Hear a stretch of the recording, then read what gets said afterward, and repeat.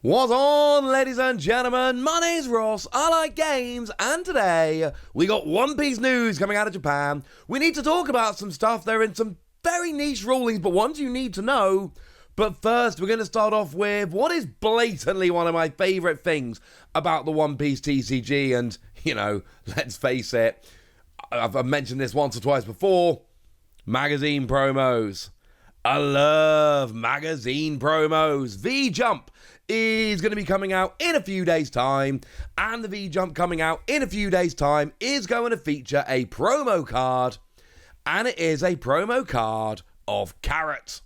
Now, this is actually coming out in the V-Jump, which is releasing on the 21st of May. That is this coming Tuesday, and you get yourself a new Carrot card. 2 cost, 2,000 power, counter plus 1,000.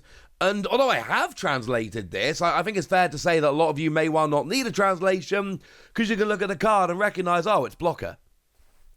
But here's the thing. It's a Minx blocker. And that actually makes a whole heck of a difference. Because you see, one of the leaders in OP08 is Carrot. And Carrot's fine, but Carrot hasn't exactly been a stunning card. It's been alright, it's been okay, but it's not one that's really struck me as a real game changer. Now, that's the one with the skills, got activate main once per turn, and if you've got another Minx character on the board, you get to rest one of your opponent's 5 cost or lower characters. It's a decent card. It's not a great card, it's a decent card. It's one of those leaders where, and again, as always, please argue with me in the comment section if you disagree, but it's a card that always struck me as not great as a leader, but very competent as a Minx leader if we end up getting a bunch of decent Minx support in the future. And the thing is, this card on the face of it looks like a pretty standard 2-cost blocker. But then we look at some of the other cards from the set, like Peckhams, for instance. Peckhams has got a static skill that says, if this character is active, characters other than Peckhams that are Minx, that cost 3 or less, won't be KO'd by effects. Well, this is a Minx 3 cost or less. So now, actually, it's a blocker, but it's a blocker that cannot be KO'd by effects. And we've seen this before with Borsalino, for instance, and having a blocker that cannot be KO'd by effects is brilliant, because it means your opponent's actually got to attack into it. Most of the time, what we generally see is, if you've got a low-cost blocker, your opponent will try and get rid of it using an effect, so that they basically force you to use a better blocker or let the attack through. Not here. Here, your opponent cannot KO with effects. And there's like a billion cards that are Minx. Like, one of the biggest things, we see it on the Super Rare Carib, we see it on a bunch of them, honestly. Characters don't become active during your opponent's next refresh phase. There are a bunch. If you go and look at the full set list, there are loads of them. Dogfish, yeah, that one will do it. Conslot, yeah, that'll stop one refreshing. Sicilian, most of the Minx do it, alright? That's kind of the point I'm getting at here. And that means that a lot of your opponent's characters will not be activating at the start of their turn. Follow along with me if you will. Because now you've got a blocker that cannot be KO'd by effects, and your opponent's got a bunch of characters that aren't activating, so they've got fewer attacks to use, but they've got to attack into your blocker because they cannot KO your blocker normally. Do you see where we're going with this, ladies and gentlemen? Do you see where we're going with this? I adore this. As a card, as just a 2-cost blocking green card, it's very meh. It's fine. But it's nothing special. But once you build in the fact that you're having all this support from Minx, oh, this becomes a way, way better card. And that makes me very, very happy indeed. Also, as a side note now, we are talking about a viable card, and in a Minx deck, I'm sorry, I refuse to believe this isn't decent. So in a Minx deck, you've now got a viable card which is all of a sudden only available as a magazine promo. It's going to be readily available on release. These magazine promos generally are. Just look out for this one in the future. It could get a little bit silly. And as someone who collects magazine promos and Japanese magazines, I think I need to be getting this on release date before it gets silly. There is another promo which has reared its head over in Japan. It's being given out at various tournaments, like, for instance, Championship 2024 side events. Very important, we are talking side events here. It's Ace. Yay! And I mean that in both senses of the word. It is good, but it is also the character Ace. But it is just a straight reprint of the one from OP07. It's not a card we actually have yet in English, but it is a card which is out in Japanese, has been for a while. Of course, they're just gearing up to the release of OP08 in like a week. So, yeah, this is fine. It's all right. It's the Ace from OP07, which, of course, that one didn't have an alternate art. So now it does have an alternate art. Yay!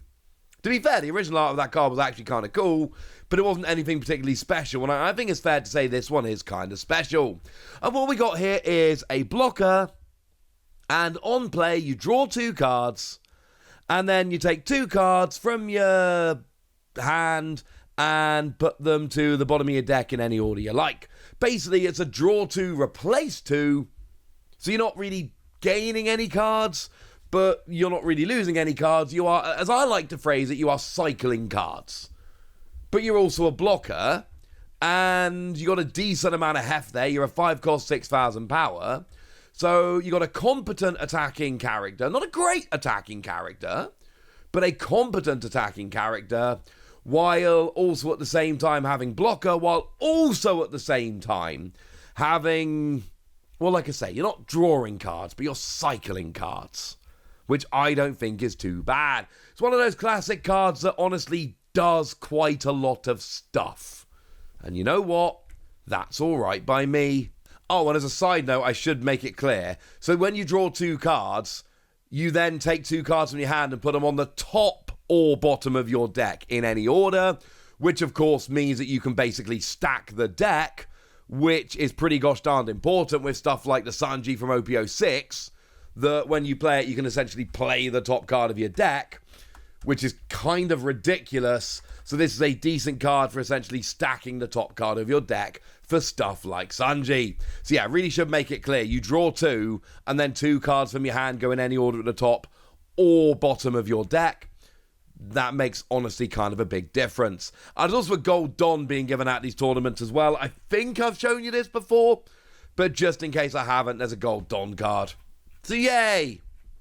I have nothing to add about the Gold Don card. But I'm someone who likes really pedantic rulings. And there has been a ruling that has been made this morning, which is a very pedantic ruling. It's gone in the Basic Rules FAQ over on the website, and when I say pedantic, oh my word, I mean pedantic. But as someone who studied law and then lectured in law for many years, I am a very pedantic man, so I'm alright with this. So it's all to do with rulings about resting Don. So let's take Sasaki. It's a card I showed you the other day. Very nice card.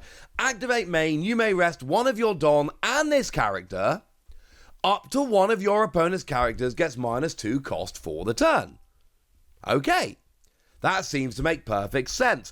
But something that I actually hadn't noticed, but now seems extremely obvious, now that they've gone and given a ruling about it. Hang on a second. Don't we have those cards that have the 1 in the little circle telling you have to rest one of your Don in order to activate the skill? Essentially, pay 1 Don in order to use a skill. Classic example of this would be the Kozuki Momonosuke from Romance Dawn. Activate main, pay 1, rest this character, look at the top 5 cards of your deck, find a land of Wano, add it to your hand. And what's weird is that the requirements for Kozuki Momonosuke and the requirements for Sasaki are basically the same. You basically have to rest the character and a Don, but Momonosuke says 1 in the little circle, you may rest this character, Whereas Sasaki says, you may rest this character and one of your Don. Or technically, you may rest one of your Don and this character. That's weird, right? That they've basically now got the same thing, the same basic rule or requirement, or phrase it how you will, but phrased in two entirely different ways. And what they've added to the basic rule basically is, what's the deal with this? Is it the same? Yes. Both are active in your cost area. This is an activation cost that can be paid by resting one card. It is the same. Why is it now written in a different way to how it used to be? Is this just going to be the way things are moving forward? Don't know. I'm not on the card design team. But I will tell you, feels a little bit weird, doesn't it? I cannot be the only one that thinks this feels a little bit weird. And this got me thinking, so I just paused the video. The entire set of OP08 is now out on the Japanese website. And this aroused my curiosity. So I went and had a bit of a gander. There are no cards in OP08 that have the little number in the circle as part of the cost of the card. They now just say you may rest the Don, like it says on Sasaki here. Unless I'm missing something super obvious, in which case, as always, if I've missed out, let me know. This seems weird. This seems really, really weird. Hey ho, they've changed it. It's not actually an important change, because it doesn't really make a difference in the game, and yet it is a change you absolutely need to know about. So there we go, you know, and now it's over to you guys. Tell me what you think about this, go nuts in the comment section, but be nice! And then make sure you like this video, subscribe to this channel, follow me on Twitter at Lawasi. That's where we talk One Piece and a bunch of other card games. And please do consider checking out patreon.com/PTCG Radio, where you can support the channel, get some bonus podcasts and all kinds of fun things. But by far the most important thing as always, look after yourself till next time, would ya? Thank you very much for watching. My name's Ross, and you've been watching Wassy Plays.